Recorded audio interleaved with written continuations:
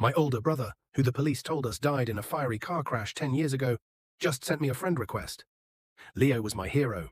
4 years older, he was the one who taught me how to ride a bike, who stood up to the neighborhood bully for me, and who promised he'd always be there to protect me. His death at 19 gutted my family, leaving a crater of silent grief that we all just learned to walk around. My mother kept his room like a shrine, and my father became a quiet, distant man. Our normal was a house haunted by the ghost of a boy who was all laughter and reckless energy. I chalked up the oddities to grief. My father's staunch refusal to ever visit the gravesite, which he'd had sealed. His cryptic statements about how some things are better left buried.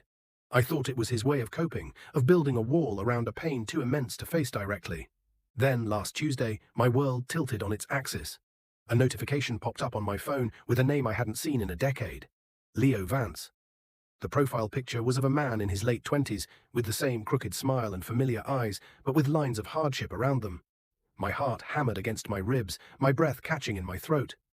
I thought it was a cruel prank until I accepted, and a message appeared instantly. Don't scream. Don't tell Mom yet. Please, I can explain everything. That was the first twist. He was alive. In a frantic, hushed phone call, he told me a story about getting involved with dangerous people, a debt he couldn't pay, and how faking his death was the only way he could think of to keep us safe from them. I stumbled into the living room, phone in hand, to tell my parents. When I showed them the picture, my mother let out a strangled sob, a sound of pure, unadulterated shock and joy. But my father, he didn't look surprised. He just closed his eyes, his face crumpling in on itself.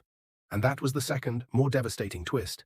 He had known. He had helped Leo orchestrate the entire thing. The fake ID, the money, the staged crash.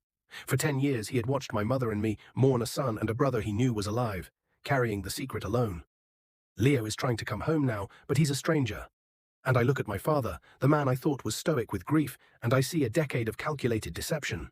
The betrayal isn't that my brother lived. It's that my father let us die a little bit every day to protect his secret. I don't know which is harder to forgive.